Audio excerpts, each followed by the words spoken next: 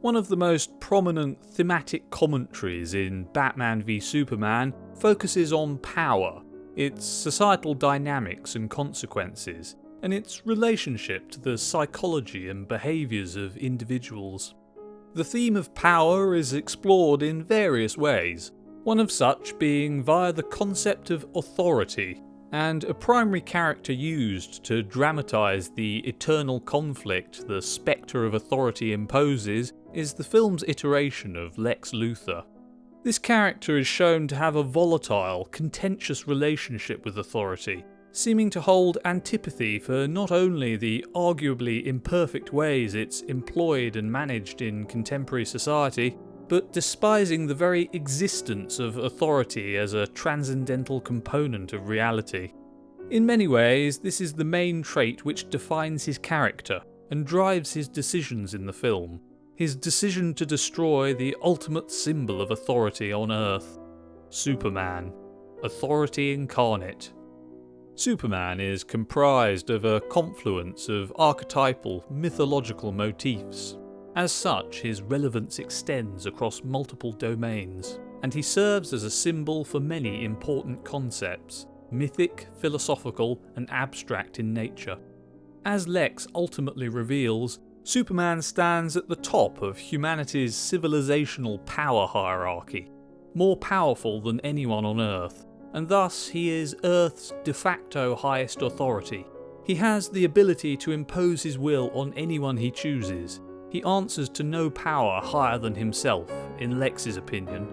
As the ultimate symbol of authority, Superman is the embodiment of God on Earth, a concept elucidated by Lex. Superman is the embodiment of every force of nature and order Lex despises. So let's discuss some of the ways Lex's relationship with authority is explored within the film. In Lex's introductory scene, he's wearing a t-shirt with Banksy's monkey detonator graffiti art piece printed on it. The art piece depicts a monkey about to jump on the plunger of a detonator. Given the context regarding the trajectory of Lex's character in the film, this piece of imagery is particularly significant, perhaps emblematic of Lex's general disposition. So what exactly does the imagery communicate? Well, let's break down the key components of it. What is the detonator? It holds many implications, including but not limited to destruction, demolition, chaos, violence, transformation, arguably war, given the further context of the rest of the image, which we'll discuss in due course, and the human cause of all these things, as it's a piece of technology built by mankind. What is the monkey? It's an animal, a primate comparable to humans. Their behaviour mirrors human behaviour at times. Human behaviour mirrors their behaviour at times. And this comparison is often raised when people are acting in a negative way, impulsively, tribally, etc. There's a history in art of animals being represented enacting distinctly human behaviours. This artistic device extends across multiple mediums, including paintings, literature, comics, film and television, and more. A relevant example which precedes and informs Banksy's piece in question is the Singerie movement. This art movement is characterised by the depiction of monkeys imitating human behaviours, such as wearing human clothes and gathering in lavish parlours and other such places. Smoking, drinking, playing card games, for example. This type of depiction is often used as a satirical statement on human behaviour, drawing parallels between humans and animals, pointing out that humans are animals, and deconstructing the mystique of human civility. So the monkey could be interpreted to represent humanity, satirising us perhaps. The animal is a potential emblem of both society and chaos, as it's a tribal beast, implying organised cooperation with kin, but can act unpredictably. The same is true of humans, and the same impulses are present in us. Furthering this dichotomy between animalistic chaos and human societal order, it's been pointed out that the monkey's wearing what seems to be a military earpiece, implying the possibility its actions are being coordinated with or dictated by an external authority, a military, this being an apparatus of societal order, among other things. There are thus ironic implications of the consequences of such order on the world. Taking all this into account, what exactly does this image imply as a whole? Well, the monkey is about to usher in destruction, arguably endangering its own interests as it brings more chaos to the world it inhabits. While the monkey might be wearing an earpiece through which its actions are dictated in what would ostensibly constitute a controlled, ordered manner, where would these diktats be coming from? Probably other primates, whether they're monkeys or humans, and their diktats, if they had any, would presumably come from other primates above them in their societal hierarchy, all of which individuals are subject to their own innate animal impulses. Thus, within the monkey detonator's depiction of chaos, any trace of some kind of measured, calm, control and order overlaid by the earpiece imagery is undermined by the implications of the animal nature of those using it. So the art piece is perhaps intended to speak to how humanity is endangering its own interest with animalistic impulsiveness. Lex goes on to do just this himself by killing Superman, removing the guardian which kept the mother boxes from waking, and so kept Steppenwolf and his army from invading Earth. And of course, beyond this, Superman served as a protector and saviour from countless other threats. Lex is so consumed by his hatred for Superman that he puts his own interests at risk, losing his freedom for his crimes, and inviting an invasion from amidst the stars. This can be likened to how the monkey in Banksy's art piece is willing to compromise its own interests with reckless destructiveness. The fact that Lex is wearing a Banksy t-shirt is perhaps also indicative of his contempt for the workings of civil society, manifesting in anarchic behaviour. Banksy is an anti-establishment figure, showing disregard for the law and what is socially acceptable by graffitiing his artwork on the surfaces of public spaces. His artwork often communicates an anti-establishment or contrarian message of some kind, critiquing or mocking society and its norms in some way. Lex exudes core elements of this ethos in its extreme, with almost every action, every utterance, every breath. In the scene following his introduction, he explains to Senator Finch the need for humanity to be armed against Superman, for protection from him, going on to compare him to tyrants of the past. Lex mentions that when his father was a child living in East Germany, he used to have to stand in crowds and wave flowers at tyrants. Lex uses this anecdote as a cautionary tale against men like Superman, who hold more power than anyone else in their society. Lex later asserts that power cannot be innocent, and despite becoming his adversary, Senator Finch seems to be sympathetic towards this position, having her own reservations about Superman and how he uses his power. She paraphrases the famous quote by historian, politician and writer Lord Acton, when she says, "Power corrupts, and absolute power corrupts absolutely." The original quote is, "Power tends to corrupt, and absolute power corrupts absolutely." But that's not the whole quote. It goes on further. There's a line that comes directly after this, which is interesting to consider in relation to the themes of this film. The line is, "Great men are almost always bad men." Lex continues to compare Superman to forces of oppression at multiple points throughout the film, intertwining this characterization with mentions of both divine and demonic forces, and with mentions of his father. Lex's behaviour and mannerisms are strange and immature. He's shown to act like a petulant child when he doesn't get his way, evidenced when Senator Finch prevents him obtaining an import license to bring kryptonite into the country.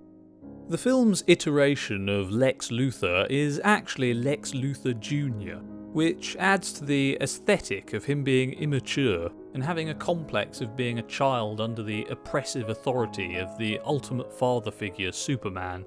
As alluded to, peppered throughout the film are references by Lex to his father, and it ultimately transpires that his father was abusive to him as a child.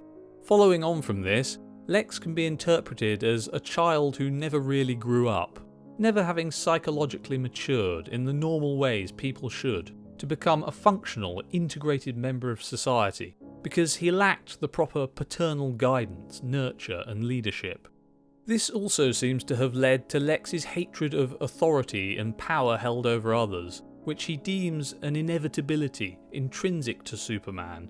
Lex demonstrates this resentment with not only his plot to destroy Superman, but also his disregard for law more broadly, and societally negotiated justice. The Capitol building, the symbol of truth, justice, cooperation, authority, law, society. Lex blows up this building, killing Senator Finch, who took the seat of a judge inside. This all symbolically illustrating his contempt for the traditional process of justice, which would do nothing to bring down Superman, and presumably did nothing to protect Lex as a child from his abusive father. The only authority Lex answers to is himself, much like Superman is accused of. Later on in the film, Lex continues to show disregard for not only the laws and norms of his own society, but also those of the dead world Krypton, when he ignores a warning from the Kryptonian scout ship's AI, plays God, and manufactures the forbidden abomination Doomsday, a monster which represents annihilation of Superman and all he represents, of society, authority, and of all else on Earth. Lex uses the Genesis chamber of the Kryptonian scout ship to reanimate and transform Zod's corpse into this creature. When doing so, he looks upon Zod and says, "You flew too close to the sun." This is another mythic reference to add to the plethora of others throughout the film, alluding to Icarus, whose hubris led to his downfall when he flew too high with his artificially manufactured wings, and the sun melted the wax which secured these wings to his back, and he fell from the sky. Falling in line with the themes of this parable, Zod sought to play God by forcing nature to bend to him. He tried to destroy humanity and reshape Earth into Krypton. He challenged the will of God by attempting to reshape reality to fit his preferences. The world only makes sense if you force it to. He symbolically challenged the providence of God by challenging Superman and threatening those he cared about. As was earlier discussed, Superman is comprised of a plethora of archetypal, mythological motifs, and therefore he is inevitably symbolic of a complex weave of concepts, and a variety of those are about to come up. The Icarus quote from Lex could also have a double meaning, perhaps referring not only to the sun, but Superman too, as Superman is traditionally referred to as the last son of Krypton. So the quote can be taken to incorporate some wordplay, meaning both Zod flew too close to the sun and the sun. The sun is the source of Superman's powers, and the source of light and life on Earth, nourishing plants and other organisms. It can be interpreted as emblematic of Superman in itself, and in some spiritual traditions symbolises God, power, and various other ideals to be strived for. It is, of course, the product of nature, and when nature is attacked, she may attack back, unleashing her appointed guardian in the form of Superman, to restore order and cast out evil through his divine might. There's a duality with order and chaos here, a harmonious balance perhaps, as Superman, symbolising many things, is representative of nature, being the first natural-born Kryptonian in centuries, and the last ever. This is perhaps reflective of the chaos-order duality between nature and God, nature symbolising chaos and God order. The two are tied together and overlap in many regards. Distinguishing between them is another area of inquiry of its own. Superman represents ideals of old in more ways than one. He is embodied opposition to the hubris of those who seek to play God and bend reality to their will. A natural-born child, pure and strong, the individual which, by displaying the virtues of what nature's randomness can produce, symbolically kills the oppressive order that forced Kryptonian children into paths pre-chosen for them. For nature produced him, a pure-hearted hero who acts as saviour to mankind.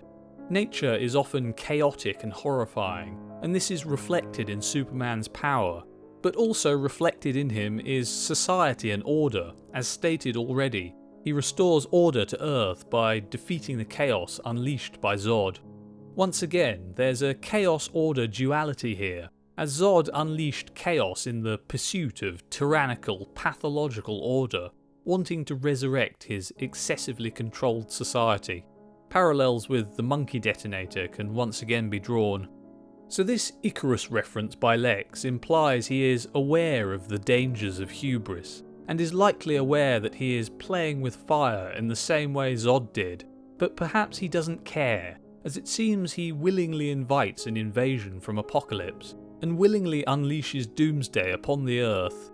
As discussed earlier, the Banksy t-shirt he wore at the start of the film arguably alludes to people acting against their own interests, so perhaps he knows his behaviour is self-destructive.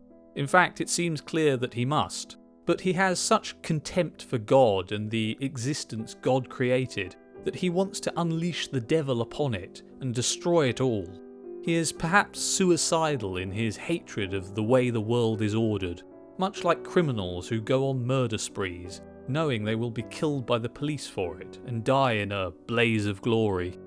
Not only did Lex seek to destroy the embodiment of authority by murdering Superman, but it seems he actively invited every force of chaos and annihilation possible, showing pure contempt for everything about the structure of society, order, nature, authority, even existence itself, wanting to cleanse it all with the eventual fire of unity from the mother boxes, the world replaced by the hell of the monsters promising colonisation.